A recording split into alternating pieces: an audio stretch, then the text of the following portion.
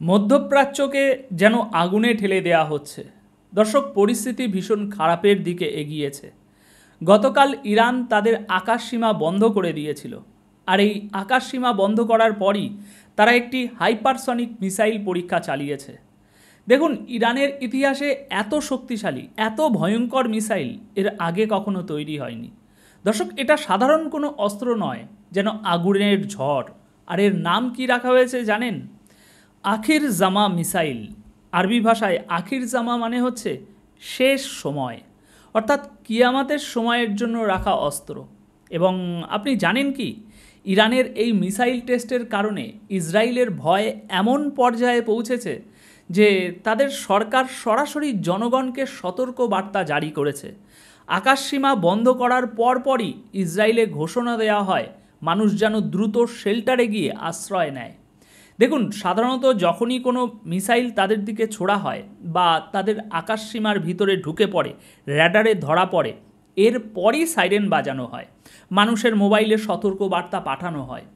কিন্তু এবার র্যাডারে ধরা পড়ার আগেই, শুধুমাত্র মিসাইল টেস্টের খবর পাওয়া মাত্রই মানুষের মোবাইলে সতর্ক বার্তা পাঠানো হয়েছে। কিন্তু কেন এই পরিস্থিতি তৈরি হয়েছে জানেন? এর কারণ হলো ইরানের যে সিজিল মিসাইল এতদিন পর্যন্ত সবচেয়ে ভয়ঙ্কর বলে ধরা হতো, তার চেয়েও বহুগুণ শক্তিশালী, বহুগুণ মারাত্মক এই নতুন অস্ত্র। দেখুন, এই নিয়ে ইরান প্রকাশ্যে তেমন কিছু বলেনি, কিন্তু এই খবর বের হতেই ইসরায়েলের ভিতরে যেন একেবারে হুলুস্থুল কাণ্ড হয়ে পড়েছে। ব্রিটিশ নৌবাহিনীর হেলিকপ্টার আর জাহাজগুলো চারপাশ ঘিরে পুরো ইসরায়েলকে পাহারা দিচ্ছিল, কারণ তাদের আশঙ্কা ছিল ইরান যে কোনো মুহূর্তে আক্রমণ চালাতে পারে। ইসরায়েলি মিডিয়াতেও সরাসরি বলা হয়েছে যে তাদের হাতে গোয়েন্দা রিপোর্ট আছে, এবার ইরান আগেভাগেই হামলা চালাতে পারে।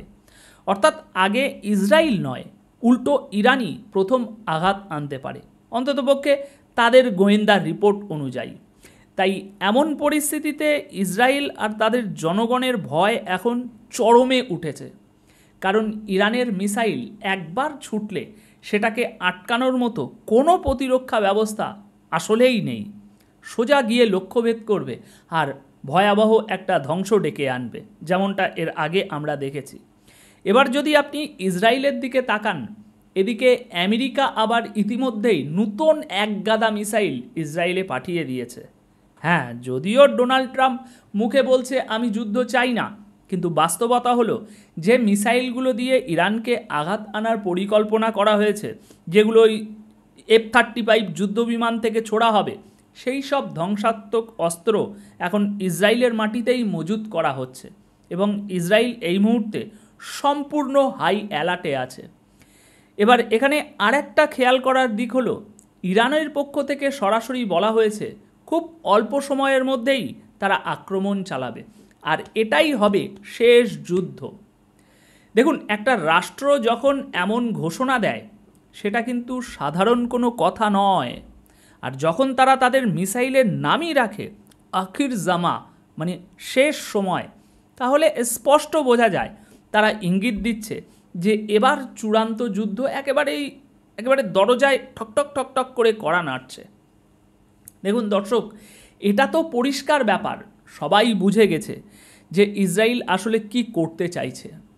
মূল যে জায়গাটা তারা ধ্বংস করতে চায়, যেখানে নিজেদের দখল কায়েম করতে চায়, সেই পরিকল্পনাও তারা কয়েকদিন আগেই প্রকাশ করেছে।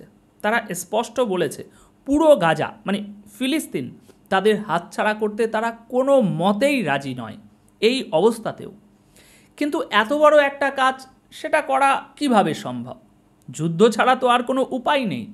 তাদের উদ্দেশ্য হলো ওই পবিত্র স্থানগুলোকে কবজা করা, আর তারা নিজেরাও জানে যে সেটা করতে গেলে একটা বড়সড় যুদ্ধ অবশ্যম্ভাবী, আর সেটা গিয়ে শেষ পর্যন্ত রূপ নেবে চূড়ান্ত যুদ্ধের। তাহলে এখানে আপনি দুটো ব্যাপার মাথায় রাখুন। এক, রাশিয়ার যুদ্ধ কি শেষ হতে চলেছে? আপনি কি কোনো অ্যাঙ্গেল দিয়ে এই যুদ্ধ শেষ হতে দেখতে পাচ্ছেন? না, একদমই না। যুদ্ধ থামবেই না, কারণ ইসরায়েল কোনো অবস্থাতেই রাশিয়াকে মুক্ত হতে দেবে না। কারণ যদি রাশিয়া একবার পুরোপুরি ফ্রি হয়ে যায়, তাহলে সে সরাসরি ইসরায়েলের বিরুদ্ধে যুদ্ধে নেমে পড়বে। এদিকে তুরস্কের ভিতরেও আতঙ্ক তৈরি হয়েছে, কারণ এরপর ইসরায়েল যদি সরাসরি তাদের দিকেই ঝাঁপিয়ে পড়ে তখন ন্যাটো তো কোনোভাবেই রক্ষা করতে আসবে না, বরং ন্যাটো তাদের হাত তখনই গুটিয়ে নেবে। আর আসল কথাটা হলো, সবাই জানে ইসরায়েলের আঙুলের ইশারাতেই গোটা ইউরোপ নড়াচড়া করছে। দেখুন, একটা কথা তো জানেন যে ইরানে আসলে তাদের রিজিম চেঞ্জ অপারেশন একেবারে ব্যর্থ হয়েছে, মানে ভয়াবহ ফ্লপ করেছে।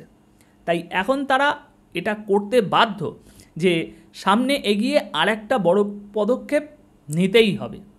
এখন আমেরিকার ভিতরে কি আলোচনা চলছে জানেন? আমেরিকার ভিতরে এখন যে আলোচনা চলছে সেটা হলো ইসরায়েল কবে আক্রমণ করবে। আলোচনার ভিতরে আলোচনা চলছে যে কিভাবে এমন পরিস্থিতি তৈরি করা যায় যাতে খুব অল্প সময়ের মধ্যেই ইরানের সঙ্গে একটা বিশাল যুদ্ধ বাঁধানো যায়। এই প্ল্যান সাজানো হচ্ছে, কিন্তু এখন ইরানকে ঘিরে পরিস্থিতি একেবারে পরিষ্কার।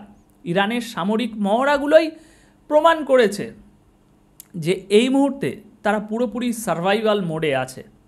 দেখুন, আগে কি হতো, ইরান শুধু প্রতিরক্ষা করত, মানে কেউ হামলা করলে তারা নিজেদের বাঁচাতো, পাল্টা জবাব খুব একটা দিত না। কিন্তু এখন পরিস্থিতি পাল্টে গেছে, এখন নিজেদেরকে রক্ষা করতে গেলে আক্রমণ করতেই হচ্ছে। কারণ আপনি যদি শুধু প্রতিরক্ষাই করেন তাহলে বেশিক্ষণ টিকে থাকতে পারবেন না। আর এখনকার যে পরিস্থিতি তাতে আপনাকে আক্রমণ চালিয়ে শত্রুকে পিছিয়ে দিতে হবেই, নইলে বাঁচার কোনো রাস্তা নেই। আর সত্যি কথা বলতে কি, ইরান যদি ইসরায়েলকে এইভাবে কাঁপিয়ে না দিত তাহলে আজকের দিনে ইরান হয়তো টিকেই থাকতো না। মনে রাখবেন, ইরানের ইতিহাস ভীষণ পুরনো, আর তারা কারো কাছে মাথা নত করে না। ইরানের ইতিহাস বহু হাজার বছরের পুরনো এবং তাদের নিজস্ব একটা ধারা আছে। দেখুন, আয়াতুল্লাহ আলী খামিনিকে ইরানের বড় একটা জনগোষ্ঠী আসলে পছন্দই করে না, তারা ভোট দিতেও যায় না। মানে এমন নয় যে সবাই তাকে সমর্থন করে, বরং অনেকেই তার বিরোধী, কট্টর বিরোধী। কিন্তু ঘটনা হলো, যখন ইসরায়েল আক্রমণ চালালো তখন সেই বিরোধীরাও একজোট হয়ে তার পাশে দাঁড়ালো, আর সেখান থেকেই ইসরায়েলের জন্য আসল একটা বড় সমস্যা তৈরি হলো। আপনি জানেন, ইরানে সম্প্রতি একটা ঘটনা ঘটেছে। রেজা শাহ পাহলভির সঙ্গে যারা ছিলেন প্রায় 200 জনের মতো লোক, তারা আলাদা আলাদা গ্রুপ বানিয়ে রেখেছিল। প্রত্যেকেরই মোটামুটি 1000-2000 করে অনুসারী ছিল। তাদের পরিকল্পনা ছিল ইসরায়েল আক্রমণ করলে ওই যুদ্ধের সময় এরা সবাই রাস্তায় নেমে আসবে সরকারের বিরুদ্ধে। কিন্তু কি অদ্ভুত ব্যাপার, ঠিক ঘটল উল্টো ঘটনা। ইসরায়েল আক্রমণ করার পর যখন মানুষ রাস্তায় নামলো, তারা সরকারের বিরুদ্ধে নয় বরং ইরানের পক্ষে নামলো। আর এটা একেবারেই স্বতঃস্ফূর্তভাবে ঘটেছে। আর এখানে আরও আশ্চর্যের বিষয় হলো, যারা আগে থেকে আয়াতুল্লাহর শাসন ব্যবস্থাকে পছন্দ করতো না, তারাও তখন রাস্তায় বেরিয়ে ইসরায়েলের বিরুদ্ধে আঘাত আনো বলে স্লোগান দিচ্ছিল। কিন্তু এসব কেন, কি করে ঘটল? দেখুন, কারণ তারা সিরিয়ার অবস্থা দেখেছে, গাজার অবস্থা দেখেছে। তারা বুঝেছে যদি এখানে সামান্যতম দুর্বলতা দেখানো হয় তাহলে পরিস্থিতি ভয়াবহ হয়ে যাবে ওদিকের মতো। তাই এমনকি যারা সরকারকে সমর্থন করতো না তারাও তখন দেশের পাশে দাঁড়ালো। দর্শক, এটাই সেই প্ল্যান ছিল যেটা শেষ পর্যন্ত ভয়াবহভাবে বেঁচতে গিয়েছে।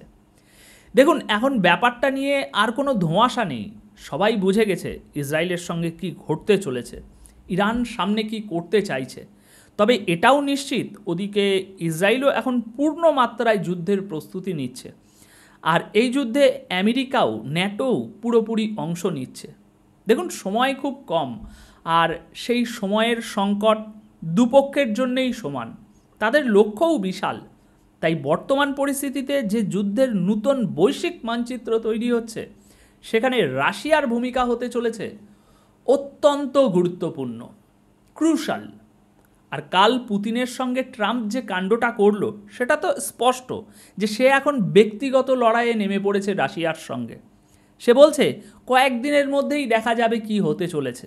এখন আর ইউক্রেনকে রক্ষা নয়, ইউক্রেনকে আক্রমণাত্মক হতে হবে।